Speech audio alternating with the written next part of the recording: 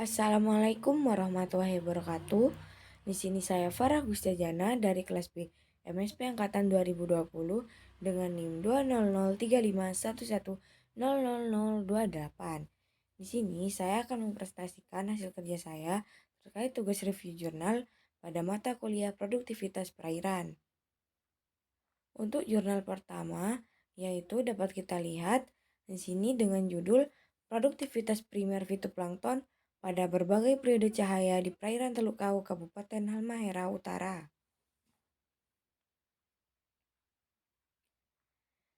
Ya, tujuan penelitian dari jurnal tersebut yaitu untuk mengetahui pengaruh berbagai periode cahaya terhadap produktivitas primer fitoplankton di perairan Teluk Kau, Kabupaten Halmahera Utara.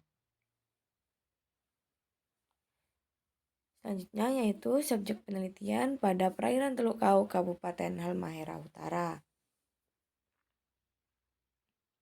Metode penelitian yang digunakan yaitu ada 5. Yang pertama, penelitian ini dilaksanakan di perairan Teluk Kau, Kabupaten Halmahera Utara, di mana pengukuran dan pengambilan sampel dilakukan pada satu lokasi dengan 4 kedalaman, yaitu 0 meter, 5 meter, 10 meter, dan 15 meter, yang terdiri atas 3 waktu periode inkubasi, yaitu periode pertama pada pukul 6 sampai pukul 10 pagi, periode kedua pada pukul 10 sampai pukul 2 siang, dan periode ketiga yaitu pukul 2 siang sampai dengan pukul 6 malam. Yang kedua yaitu perhitungan produktivitas primer dilakukan menurut Umali dan Jevin pada tahun 1988 dengan formula sebagai berikut. Yang dapat kita lihat langsung pada slide ini. Kemudian yang ketiga yaitu kelimpahan fitoplankton dihitung berdasarkan persamaan menurut apa pada tahun 1989 dengan sebagai berikut yang dapat kita lihat pada slide ini. Yang keempat yaitu identifikasi jenis fitoplankton dilakukan dengan menggunakan literatur dari Davis tahun 1955, Yamagi 1979, dan Thomas 1997. Metode penelitian yang kelima yaitu perbedaan produktivitas primer pada berbagai periode cahaya dianalisis dengan menggunakan RAK atau rancangan acak kelompok seperti yang dikemukakan oleh Steele dan Torrey pada tahun 1989 dengan model matematis sebagai berikut. Untuk segala perhitungan, rumus, alat dan lain sebagainya pada metode penelitian ini dapat langsung kita lihat pada slide metode penelitian ini. Untuk selanjutnya yaitu hasil penelitian. Yang pertama di sini ada komposisi dan kelimpahan fitoplankton. Untuk hasil pengamatan mendapatkan 18 genus dari 3 kelas fitoplankton, yaitu Bacillariophyceae 14 genus, Cyanophyceae 1 genus, dan Dinophyceae 3 genus. Bacillariophyceae merupakan kelas yang dominan pada semua periode dan kedalaman. Kelimpahan tertinggi pada periode 1 terdapat di kedalaman 0 meter, yaitu di permukaan. Pada periode kedua, kelimpahan tertinggi ditemukan pada kedalaman 15 meter, dan sedangkan pada periode ketiga, kelimpahan tertinggi diperoleh pada kedalaman 5 meter. Untuk yang kedua yaitu hasil penelitian parameter kualitas air. Kandungan nitrat, ortofosfat, dan silikat yang diperoleh berturut-turut dengan kisaran 0,083 sampai 0,207 mg per liter, 0,009 sampai 0,370 mg per liter, dan 0,000 sampai 0,008 mg per liter. Suhu yang didapatkan selama penelitian adalah 31,2 sampai 32, derajat Celcius.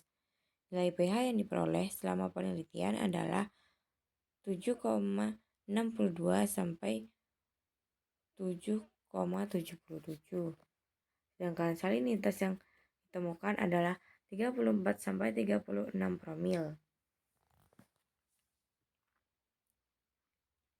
Untuk hasil penelitian yang ketiga yaitu produktivitas primer. Produktivitas primer yang didapatkan selama penelitian berkisar 60.051 sampai 341.599 miligram cahaya per meter kubik per jam. Produktivitas primer pada periode ke-1 pada pukul 6 sampai pukul 10 diperoleh kisaran 105.439 sampai dengan 251.627 miligram cahaya per meter kubik per jam. Sedangkan pada periode kedua pukul 10 pagi sampai 2 siang yaitu 137.060 sampai 341.599 miligram cahaya per meter kubik per jam. Dan pada periode ketiga yaitu pukul 2 siang sampai 6 malam yaitu 60.051 sampai 359 miligram cahaya per meter kubik per jam. Jadi, kelebihan dari penelitian tersebut yaitu yang pertama, metode penelitian yang digunakan cukup lengkap dan relevan dengan tujuan dilakukan penelitian ini. Yang kedua, alur dan proses pengambilan data dijelaskan secara baik sehingga mudah dalam memahaminya. Yang ketiga, hasil yang diperoleh mudah untuk dipahami karena penulisan yang teratur. Yang keempat, sumber literatur yang digunakan dalam jurnal ini cukup banyak dan mendetail sehingga membantu memudahkan pembaca dalam memahami hasil penelitian ini. Sedangkan kekurangan dari penelitian ini yaitu yang pertama, rumus perhitungan yang digunakan dalam jurnal ini cukup banyak sehingga sedikit membutuhkan waktu dalam memahaminya. Yang kedua, penggunaan rumus dengan sumber yang lama sehingga cukup sulit mempelajarinya. Yang ketiga, alat dan bahan yang digunakan dalam penelitian ini tidak dijabarkan secara lengkap.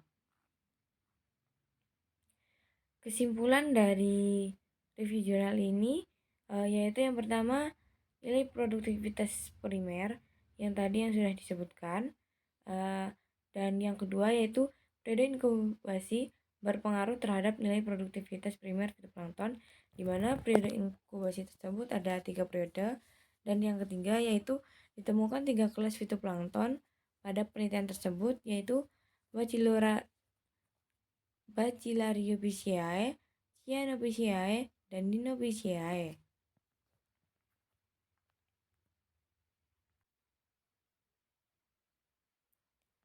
Baik, untuk jurnal yang kedua yaitu pertumbuhan dan produktivitas Oedogonium sp pada intensitas cahaya yang berbeda. Di sini dapat kita lihat jurnal yang saya ambil. Kemudian akan kita bahas. Yang pertama yaitu tujuan penelitian. Penelitian ini berupaya untuk menelaah tentang tingkat produktivitas primer dan tingkat produksi biomasa alga Oedogonium sp berdasarkan tingkat intensitas cahaya pada skala laboratorium. Subjek penelitian yaitu pada Oedogonium sp. Metode penelitian yang pertama yaitu kultur Oedogonium sp. Kultur Oedogonium sp pada penelitian utama dilakukan secara semi luar ruangan. Hal tersebut dilakukan karena berdasarkan hasil penelitian pendahuluan. Oedogonium sp yang dikultur dalam ruangan tidak mengalami pertambahan biomasa dan akhirnya tidak dapat bertahan hidup. Kultur Oedogonium sp dilakukan dengan biomasa awal seberat 10 gram untuk setiap perlakuan. Biomasa ini adalah biomasa basah dengan catatan sebelum ditimbang Oedogonium sp. Diletakkan terlebih dahulu pada kertas tisu selama 2 menit agar kandungan air di mikroalga tersebut dapat terserap. Yang kedua, yaitu pengukuran pertumbuhan. Pengukuran pertumbuhan biomasa Oedogonium sp dilakukan setiap 24 jam dengan menggunakan timbangan digital dengan tingkat ketelitian 0,005 gram. Selanjutnya, dihitung waktu penggandaan atau doubling time Oedogonium sp. Doubling time adalah waktu yang dibutuhkan oleh Oedogonium sp untuk menggandakan biomasa dari besarnya biomasa awal. Pendekatan yang digunakan untuk menentukan doubling time adalah pendekatan laju pertumbuhan relatif, yakni membandingkan bobot awal dengan bobot akhir biomasa selama pengamatan. Nilai RGR atau Relative Growth Rate dan doubling time Oedogonium sp dihitung menggunakan formula sebagai berikut yang disampaikan oleh R. Tekin et al. Pada tahun 2015. Dapat kita lihat rumus relative growth rate-nya dan doubling time pada slide ini. Untuk metode penelitian yang ketiga, yaitu pengukuran produktivitas primer. Pengukuran produktivitas primer dilakukan menggunakan metode oksigen atau metode Winkler, atau metode botol gelap telar yang perhitungannya berdasarkan atas terbentuknya oksigen selama berlangsungnya proses fotosintesis. Pendugaan kadar oksigen dalam larutan contoh dapat dihitung dengan persamaan Asriana dan Yuliana pada tahun 2012. Sedangkan produktivitas dihitung dengan menggunakan formula Umari dan Chuvin pada tahun 1988 dan Asriana dan Yuliana 2012 sebagai berikut. Nah, untuk perhitungan tersebut dapat kita lihat pada slide ini. Yang keempat yaitu pengukuran pertumbuhan. Pengukuran pertumbuhan biomasa Euryngonium sp dilakukan setiap 24 jam dengan menggunakan timbangan digital dengan tingkat penelitian 0,005 gram. Selanjutnya dihitung waktu penggandaan doubling time Euryngonium sp, yaitu waktu yang dibutuhkan oleh Euryngonium sp untuk menggandakan biomasa dari biomasa awal. Nah, untuk itu dapat kita lihat rumus yang digunakan pada slide ini.